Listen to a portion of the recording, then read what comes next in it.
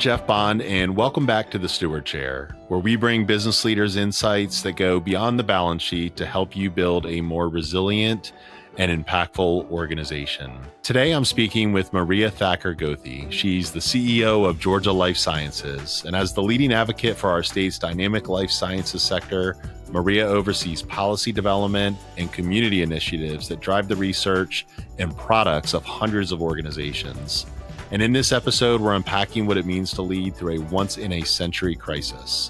Maria was barely a year into her role as CEO when the world shut down, and she had to pivot from being a connector to a crisis communicator overnight.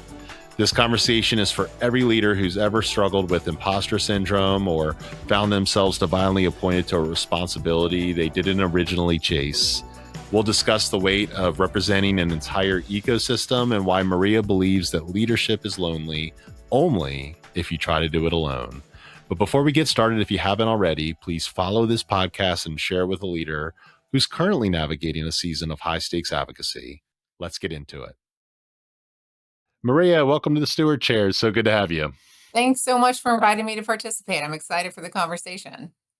Well, listen, I have seen firsthand the passion that you bring to your work as a leader and your tireless, sometimes sleepless pursuit of progress in Georgia's life science sector. And it really is incredible. And I just thank you for being the steward that you are. Right now by saying sleepless, so stop. Yeah.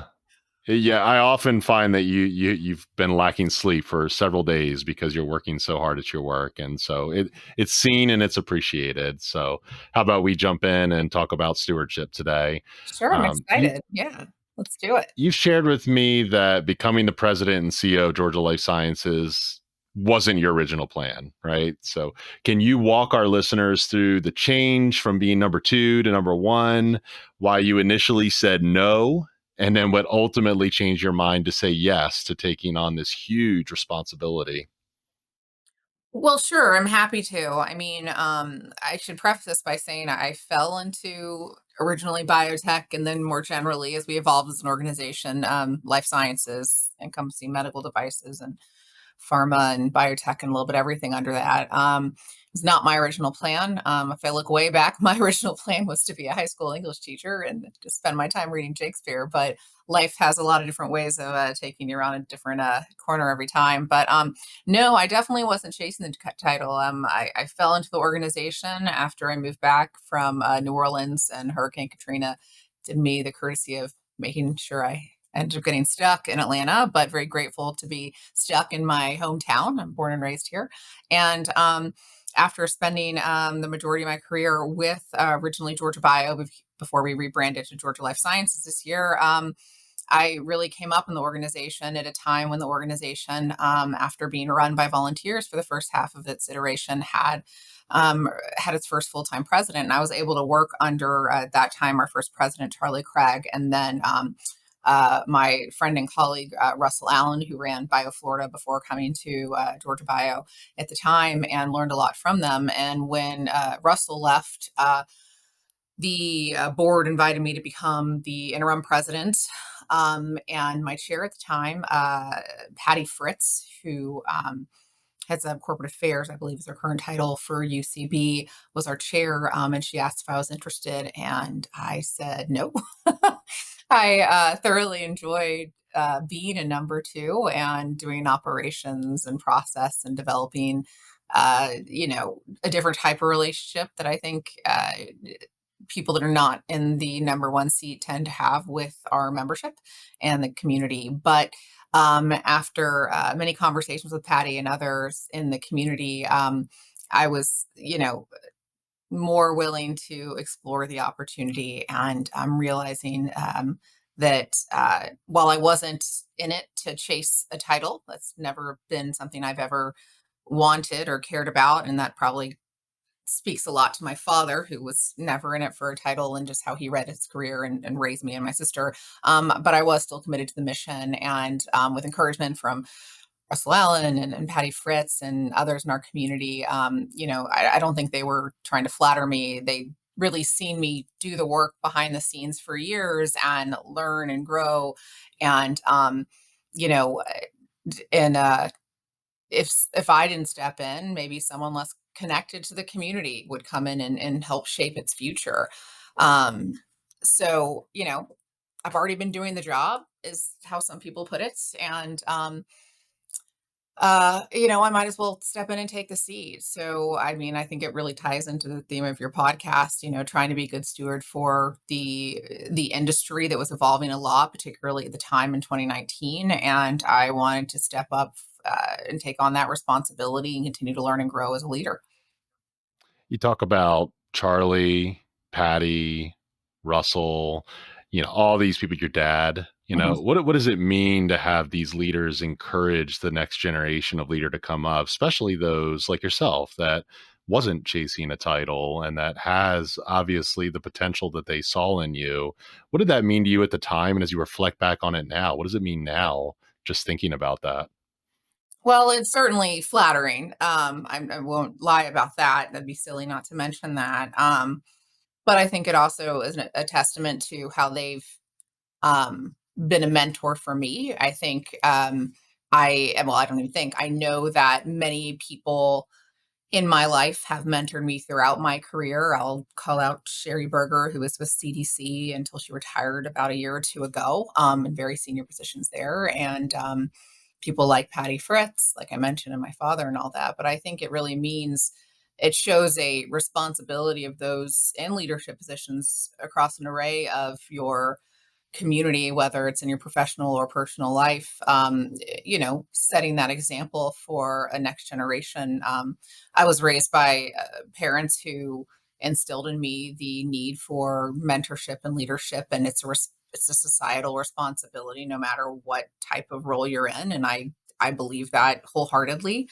I think that's demonstrated in my work right now. I try to allocate, about an hour a week to trying to have a conversation with a young person, whether they're seeking their next role or trying to think about a pivot in their career or anything. So, I, what it means to me is everything. I think, people never know what the smallest piece of advice or guidance could really mean for someone's career trajectory or life decisions. And I've been grateful for even the smallest pieces of advice being life changing for me, in some of the hardest times of my life, whether that was a decision to take on this leadership role in 2019, or um, deciding to even stay in Georgia after going through some trauma when I lost my father. Lots of people gave me lots of different types of advice. So I think in general it means to me, and part of, to my core as a leader, I think it's, you have a responsibility to guide and lead that next generation of young people, because you're not going to be here forever. And I also think you have a responsibility to be a good steward to helping those transitions and enabling them in a responsible way.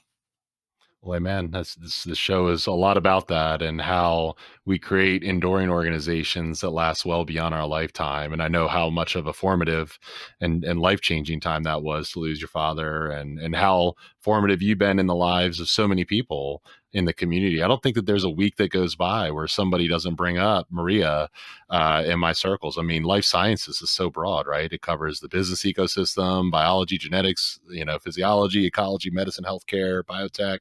You are Academia. touching yeah, academia. You're touching so many lives, and now all the people that believed in you is putting you in position to be an influence in the community, which you have been, and you've been such a good steward of that. So just want to affirm that I see that, and it's affirmed in the community every day. And what a great story of not chasing the title and getting there, and then taking on the challenge of being a president and CEO of this massive ecosystem right before COVID hit. And so you're now navigating an unprecedented crisis. So, you're building resiliency through all of this. So what did that whole experience teach you about being a steward? It taught me a lot, and I think in some ways I'm still processing that, because that really was like a, not just a first full year as being president, it was a first 3 years of being president, navigating that. When I took on the role, the first thing I did, best laid plans, if you will, and spring of 2019 was, do a listening session. I spent about 6 months sitting down and meeting with members, who many of which I'd known and continue to respect for many years, but sitting them down and asking them to be brutally honest on what they would like to see out of the organization, out of me and my team, and kind of and use that input to drive a strategy forward to grow the organization's influence as well as the um, deliver real value as a member association. Little did I know that, all those 6 months and then a big convening with leaders across our community, with a great plan going into winter of 2019 to kick off in 2026, would be completely, let's say, blown up a little bit, quite a bit. So, I was able to step into the role and lay a lot of groundwork for what I really wanted to do in my first few years. And then had to deal with that being upended due to this, entering a leadership role really as the world entered a once in a lifetime crisis, century crisis. Um, I'll acknowledge it was an emotional and physical toll. And I think I say that with a lot of humble and awareness that I wasn't on the front lines by any means. My many of my members were, many of my friends and colleagues were as healthcare providers and the like. But it was still a lot of long hours because really my role, I might have my name dropped and you might hear about me being out and about quite a bit in the community. But my role when it comes down to it is really being a connector to elevate and build meaningful, help people meet others to help them find meaningful relationships that can help either their innovation move forward, then find the funding they need, grow their company, get their innovation off the bench, whatever that might be. So, how was I going to consistently support an industry while also doing it in a newly fully virtual world? So it was constant, especially those first 6 months, crisis communications, long hours, and also still trying to be present for my family. At that time, my daughter was about 3 years old, and let's just say 3, 4 year olds on virtual schooling is not a positive experience for anybody. So really, I just had to step back. I leaned very much into my board and our community to understand how can we bring people together virtually. At that time, we had to pivot our awards dinner quite rapidly. Um, Not to mention renegotiate contracts and things like that. When everything really felt fragmented and scary for many. And then at the same time, I was one of my big mandates and plans as I took over the organization. That continues to be the case: is elevate our role and influence as an organization when it comes to policy and advocacy. And it became even more necessary in a time where I represented an industry that, for the most part, were essential workforce, and we needed to ensure that that was made abundantly clear to at the state and federal levels. So, it was, I would say, the North Star during COVID wasn't necessarily tactics, it was purpose, because tactics had to evolve almost monthly. We moved from, at the time, having a 3 to 5 year strategic plan to I would say, a 1 year plan with the understanding it would evolve every few months potentially, and really support companies that were literally part of a global response to a crisis on one end, and then our earlier stage companies that were trying to stay alive and not lose funding and survive during this time when it was an evolving innovation landscape to grow a company. So when everything is broken down, the role of a connector became more essential than ever. I will acknowledge I certainly made many mistakes. We went through a merger, a whole effort with our global health community, which from a programmatic standpoint was extremely impactful. And I would like to say the team um, save lives, connect people, created awareness about uh, the, the vaccines and things like that in underserved communities. But unfortunately, the bigger plan didn't pan out in the end. But at the end of that time, we came out, in my opinion, a new and a reformed organization that we've been growing over the last couple of years. So I think it might have been a first year as president was a lot. Uh, but it continues to be a lot. COVID is past is compared to where it was a couple of years ago. But at the same time, our whole society has shifted in many respects as to how we do business and how we connect and how we move our mission forward.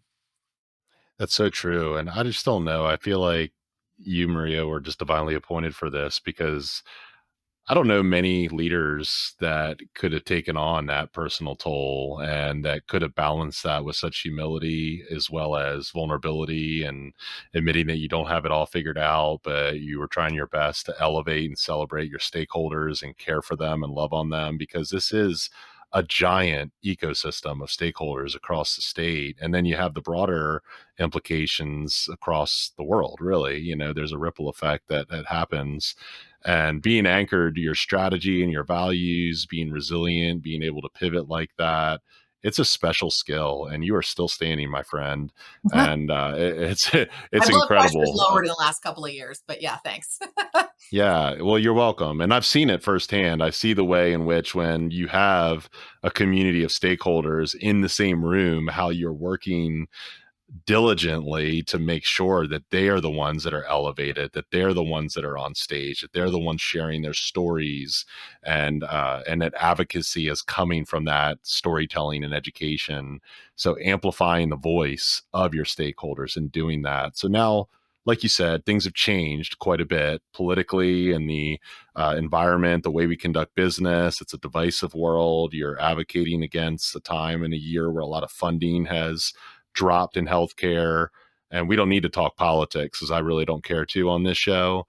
But I know it's a difficult time and there's a lot of responsibility. And what does the weight of that responsibility mean to you today as you're still processing getting through the last crisis that you have? Yeah, I mean, it's hard, I with that question as you were framing it, I was thinking in some respects, this is a even more challenging time when it comes to leading a whole community. Yes, from a political standpoint, there's quite a bit more sensitivity. Um, how do I put it? Just things can trigger the littlest thing can trigger the wrong responses.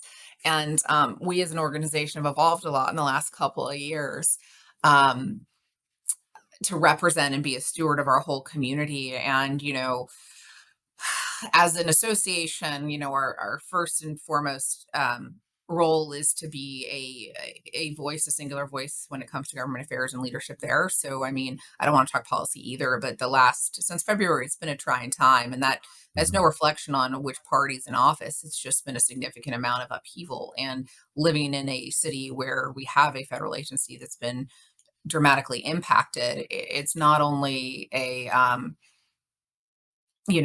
being a voice on behalf of the industry, it's also responding to the workforce crisis that we're seeing in our own backyard, um, and trying to be a support to that community as well. That is, as far as we're concerned, we define life science as part of our community too. We lead an entire state's ecosystem. One thing that coming out of COVID, we've been hearing and trying to be more responsive to, particularly as we look to 2026, is we can't be everything to everybody.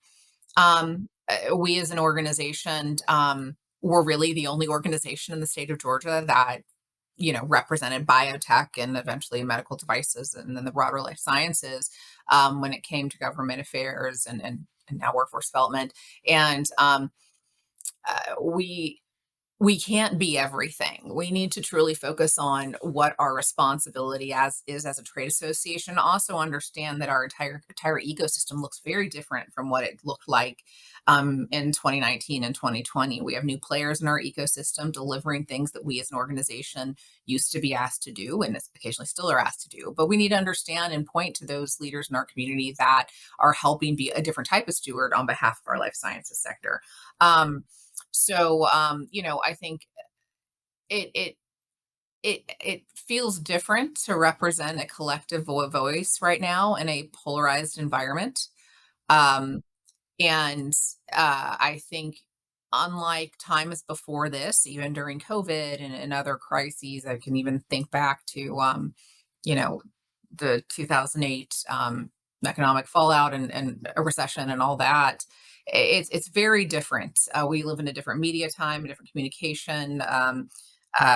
People. I think most people get their news and delivery either through social media or a podcast. That wasn't happening even 7 8 years ago, let alone 10 plus. And in a polarized environment, leaders like myself, really have to be very careful about how we approach things. And particularly right now, where things are extra polarized and there's a lot of personal beliefs that are overlapping into business practice, it's even more challenging. Um, and when you're representing an industry that is driven by science and innovation, and there seems to be an attack every other day on that particular piece of our economy, which is a massive piece of our economy, you really you have to be thoughtful about your words and who you're engaging with and who you're delivering a message through, and how you're also convening your community to have that collective voice and that representation. I think, one thing we've learned this year is also the importance of lifting up smaller companies and first time founders and even rural regional partners that feel invisible. I live in Atlanta, so I live in a very large metropolitan area where, yes, the density of our industry is, but we still have significant industry in other areas of the state, like in Athens, some in Augusta, and as we look into food and ag, biotech, environmental biotech in various rural areas like Columbus, Georgia, and Albany, and even down towards Savannah. And we really need to find a way to support and be a steward of that whole community, not just the metro Atlanta area. For us, stewardship really means translating these complex policies for people who've never engaged in advocacy. And we've seen a lot of that right now with a particular issue around SBIR, STTR reauthorization, which comes up every few years. And we're trying to be a stronger voice on behalf of those small companies this year, while at the same time really protecting our neutrality and trust within the community. I think with some people, we're rebuilding trust in some respects, just due to a lot of stressors during COVID. And with others, we get pulled in a variety of different directions. And we need to reemphasize the community that we're nonpartisan, we're neutral, we represent everybody, and find ways to also convene people that don't normally work together or get along or want to talk to each other and be that facilitator and that connector. So I think that's another place that we try to be a steward on behalf of the industry, not just to make sure our organization is doing well. I think if we do these things, we're able to be a stronger organization.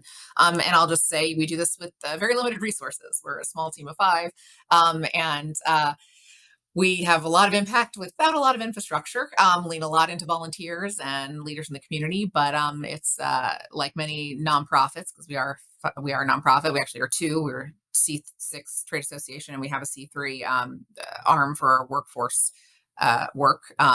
It's we tend to be nimble and scrappy, but we also are very impactful and do whatever we can to elevate our industry. Thank you for that really thoughtful response to that too. And I can't help but think, amidst all that, there's just a lot that you need to do to take care of yourself as a leader. And we have so many people that listen to this show who are CEOs, presidents, founders, aspiring business owners. And the weight of the diversity of special interests and policies and just the polarization of the world and how that trickles into our businesses is a lot to carry. So what are some of the things that you do, Maria, to care for yourself, to make sure you have the space to go through the proper decisioning framework? Are there any secrets that you can help other leaders understand in this time that have been beneficial to you? Um, I'd love to say there's a secret. I think it's either Hala Motamog or Valerie Montgomery Rice, Dr. Montgomery Rice at Morehouse, and Hala's at Woodruff. That I saw them talk at a women's leadership thing. I think one of them said it's not really work life balance; it's a work life harmony. Sometimes it's family or personal stuff that gets you lead with, and sometimes work gets in the way, and that does need to be the one thing. And I think it's a matter of accepting that.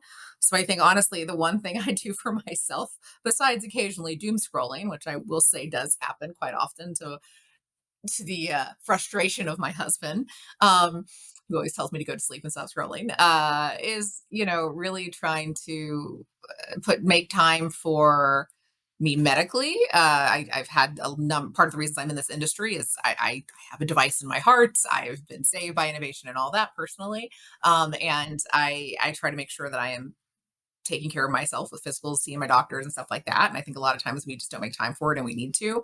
I'm very upfront about mental health and all that, and also the fact that I have ADHD. So I have an amazing therapist, and I prioritize talking to them on a regular basis, and finding ways to help me cope throughout the day when my brain wants to do 500 things at once and I can't.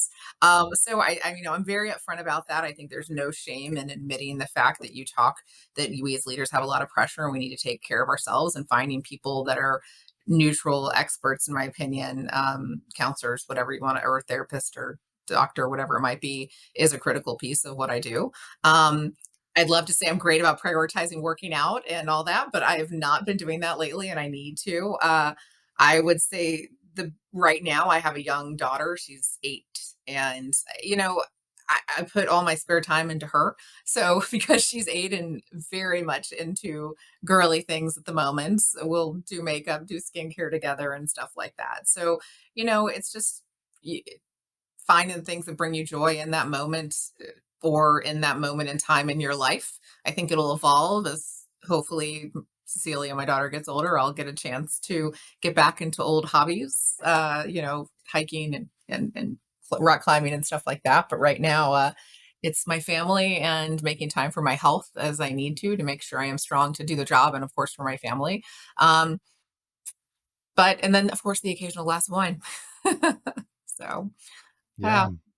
I think life is full of seasons, and Yeah. it's great to look at it in that way and understand that, with each season comes its own set of challenges and joys and blessings along the way. And I'm interested in just thinking about the season that you were in 2019, considering this big leap in your career and this big responsibility and where you're at today. If you could go back and talk to yourself then and offer one piece of advice about what this would look like. You can't say don't do it, but what would you say to that version of yourself? I don't know. I would tell myself what I continue to tell myself, say no more. I think, at that time I was, and I still deal with the imposter syndrome thing. At that time, it was pretty significant, particularly with the work you're doing in global health as well, on top of the Georgia Life Sciences items. And it was a lot of pressure on my shoulders. And I was not in a place where I am now where I can say, I can't do this. This is too much. You need to, whether who I'm talking to, we don't have the bandwidth to do this. We don't have the infrastructure. We don't have the team. It was just a lot. But at the same time, it was an environment where it was all hangs on deck for responsiveness. So I say that now, the grass is always greener on the other side, hindsight 2020. But, I say that do less, say no more. Uh, I think, one thing that I've learned over the last 5 years, even in 2019, and I probably didn't really acknowledge this until recently, is it is critical to have the right team around you, um, that can support you in your role and fill the gaps that you know, that you're lacking in. And I think a lot of that, that's hard to find, particularly as a small organization when your HR department is you. So it's challenging. I work with some amazing people over the last 5 years, but that is a big lesson learned for me, as finding the right team, and also realizing when it may not be the right team member for either their sake or the for the mission of the organization and the community, making sometimes those tough decisions. That's something I've learned a lot along the way. But looking back to 2019, I think the typical answer is saying no more and standing up for myself a bit more. So I could take care of myself, my family, and protect that time and my mental health. But I can't change that now. And all I can do is take lessons from it and learn from it and grow, and hopefully implement them in positive ways on behalf of our community and our organization. Well, it speaks to me so much as a father of three, including an 8-year-old, which is a magical age, also comes with its own set of challenges. I also, as a business leader, feel that speaks to me a lot 4 years into what we do, and just the constant learning that happens and the reflection back and how do we continuously improve. And As I said, so many people on this show as listeners are business owners. They're stewards, chief stewards of their companies right now. Speak to them directly as a final word, Maria. Just as we look forward, it's a complicated time, and we want to have hope, into what the future would look like and resilience along the way. What's the advice that you would give them now, or a mindset maybe that's grounded in what you've learned as a leader through your journey? Um, you don't have to feel ready to be ready. Kind of like you're never quite ready to be a parent, I guess. Um, you just, you got to find your community and build your support, your personal mentors and cheerleaders around you to keep yourself sane. But because in the end, leadership is lonely if you try to do it alone. Um, and I mean, reflecting on COVID, that was an extremely isolating time for many, many leaders. Uh, the challenge Saying the challenge is accepted of being a leader isn't either about us, and it isn't about being fearless. It's about moving forward while also being scared, which is something I'm trying to teach my daughter too. It's okay to be scared, but it doesn't mean you shouldn't try new things. um uh Most importantly, accept help, ask for help. I will do this blanket statement. I do think women especially tend to wait for absolute certainty or think we can do it. We need that affirmation before we can step into leadership roles. Um, Listen to the people that know you and believe in you, and allow them to speak into your life and give that advisement. Because it can feel chaotic and scary, and those are all valid. But um, oftentimes you're the right person at the right time, and sometimes you're not. And that self awareness is also a critical piece of it. But surround yourself with people that know you personally and professionally, and listen to them. And I would say make time to talk to those mentors, and learn from them at all phases in your career. I don't think you're ever too old or too experienced not to learn. I think one thing, looking back on when I was asked to step into the role, I was talking to Patty and being very aware of my imposter syndrome, and she was like, Maria, it's time, you're ready to do this and everything. You know, don't know why you're hesitating. And I kept asking her why. She's like, because this role in this environment and with these generational shifts we're seeing in leadership, we need somebody with your drive, your passion for the industry, but also we need somebody as transparent as you. And that is something that I'm sometimes a little too transparent and brutal. But I have found that many people have been much more responsive to that. And I think that is a new way that many younger generations are leading, in a certain way. And I think embrace that. And if you're a more seasoned leader, you know, understand that these younger generations are very transparent and upfront, and don't discount that. There's a lot to learn from that, and embrace and grow as a leader, to learn from those that are of a younger generation, especially in a world where technology and everything is changing so rapidly. So accept the challenge, move forward without, recognize your fear, but it doesn't mean you shouldn't move forward. But always accept help, seek out help when you need it, and try to learn to be self-aware on where your gaps are. Wow, my sincere thanks to Maria for joining us today. That transparency regarding ADHD, mental health, the reality of work-life harmony, it's such a powerful reminder of the human element behind the life sciences sector. And now here's your steward's call, the one key moment that I think you can take away from the conversation and put into practice today. Listen, this is hard for me. The power of no. The power of no. Maria's advice to her younger self was to say no more, so she could protect her mental health and her primary mission as a steward. Today, look at your calendar. Identify one commitment that doesn't align with your core stewardship goals and respectfully decline it. Remember that building a legacy isn't a future event, it's a daily practice. What you do today will shape the impact you leave behind. If you found value in today's conversation, we would so appreciate you taking a moment to follow the Steward Chair wherever you get your podcasts. It is the best way to ensure you never miss an episode. And to help us grow this community, please share this episode with a fellow CEO or founder. A final thank you to our incredible team, our executive producers, Quentin and Thomas, and our managing editor, Daniel Mastrototero. Together, they are the true stewards behind this show, and I'm your host and researcher, Jeff Bond. And with that, now go and be a leader worth following.